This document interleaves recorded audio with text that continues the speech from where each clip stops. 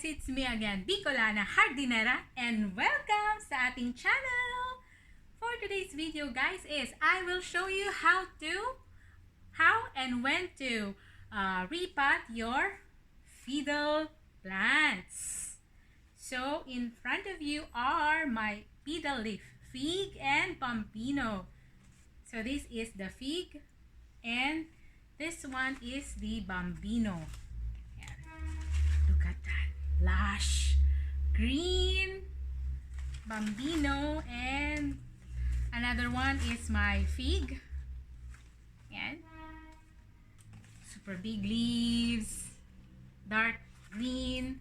And the difference between the fig and the Bambino, Bambino is the dwarf type of the fiddle leaf plant, while the fig is the giant form which can grow up to 10 to 12 meters high when it is planted directly into the ground. But when you plant it into a pot, it will just grow as a dwarf type, or it will not grow 10 to 12 meters high. It will just adapt the size of the pot that you are using for them. So now guys, it's time for my fiddle leaf, figs, and Bambino to be repotted. So why I want to repot my fiddle leaf plants? Look at this guys. So this is the reason why I want to repot now my fiddle plant, as they are already root bound. As you can see, it's growing, the roots are growing outside the soil, and underneath it's also visible that the roots are growing out of the pot.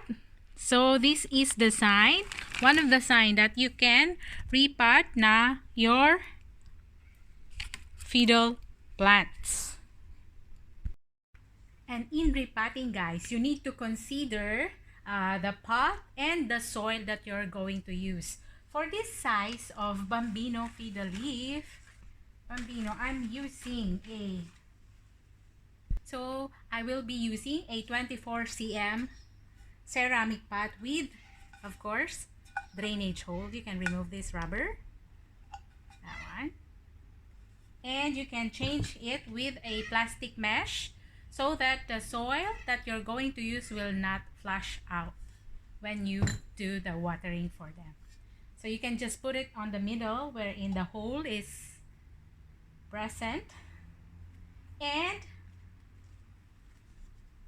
you will use a well-draining soil. A well-draining soil for a fiddle leaf fig, you can use a potting soil mix that with perlite and cocoa peat moss. And I also use a crushed eggshells as additional for the organic fertilizer for them.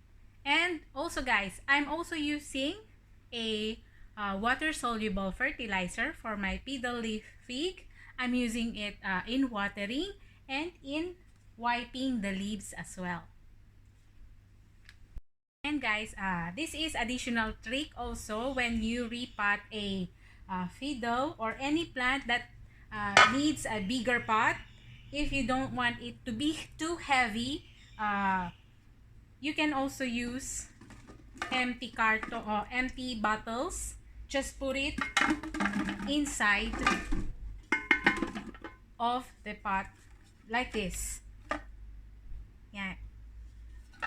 To lessen the weight of the pot when you put soil on it. It will lighter weight when you put a few empty bottles, empty cans for your pot, if you're using like this, because this one might be too heavy if you just put a pure mix of soil for your plants. But you can omit this one.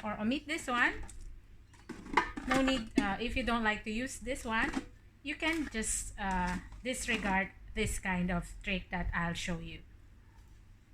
So now, let's start repotting our fiddle leaf plants. Ta-da!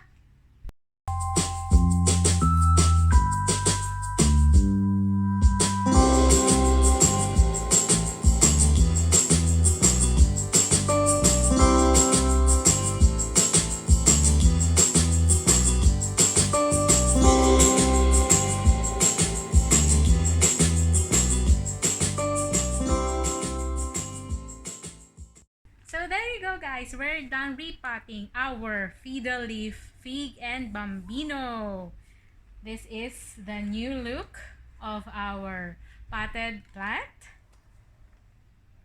The pots that I bought from Bunnings is perfect for my fiddle leaf plants.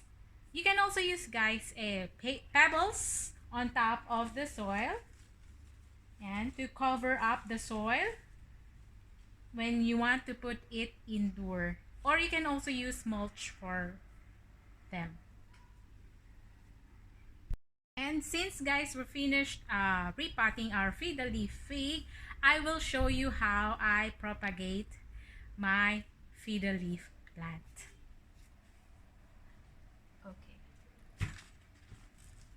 This one I will do a pruning. You can also use air layering, but it takes time for the fiddle to show roots for them.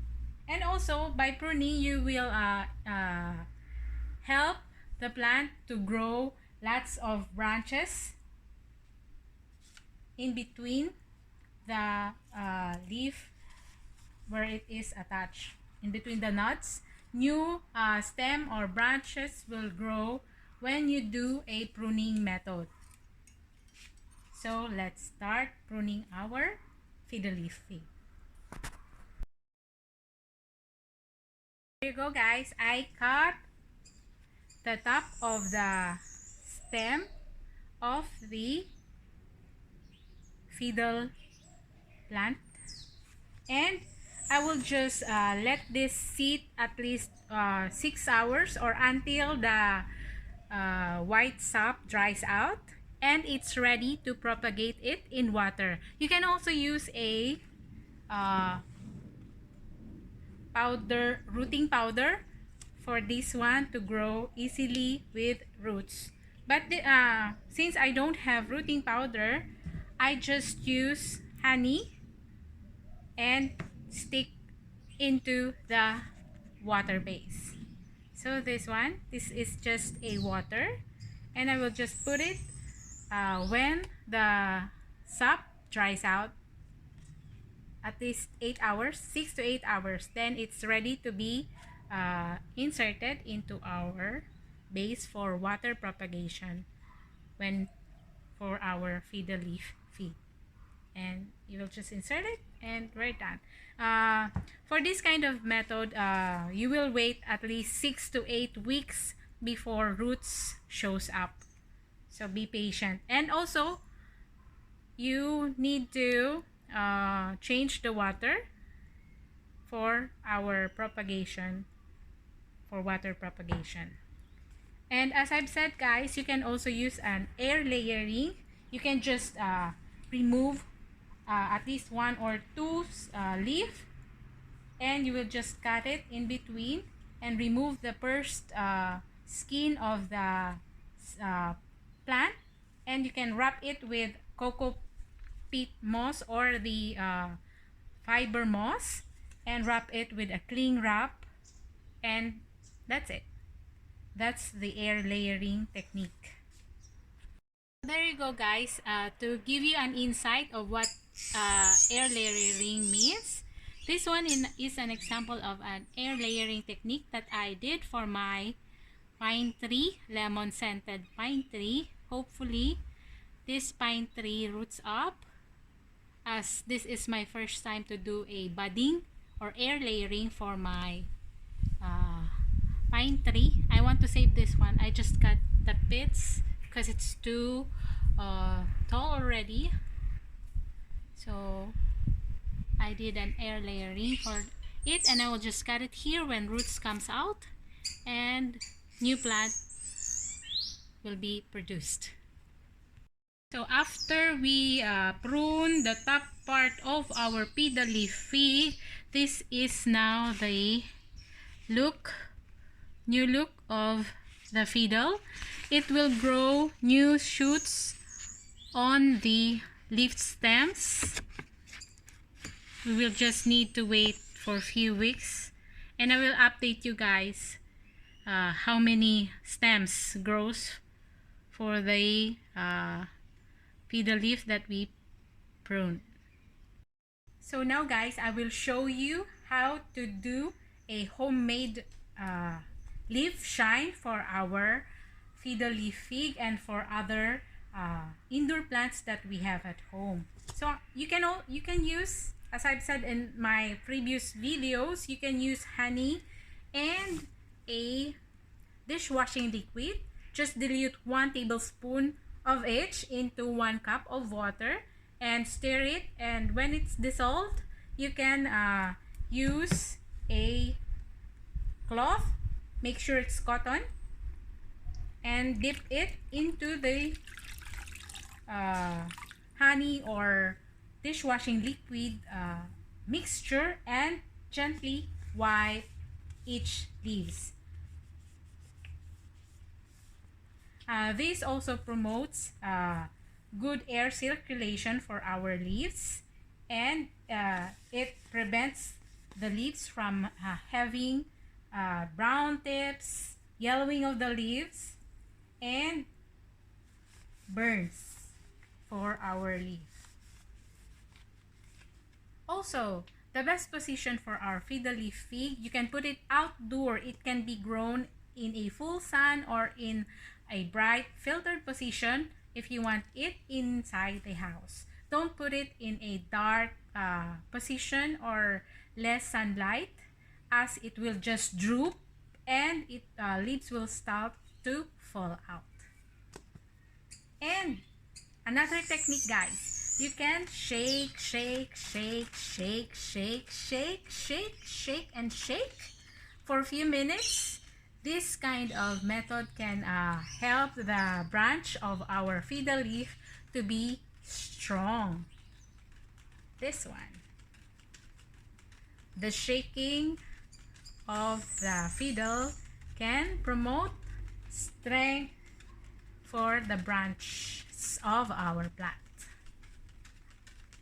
So don't worry, they love it.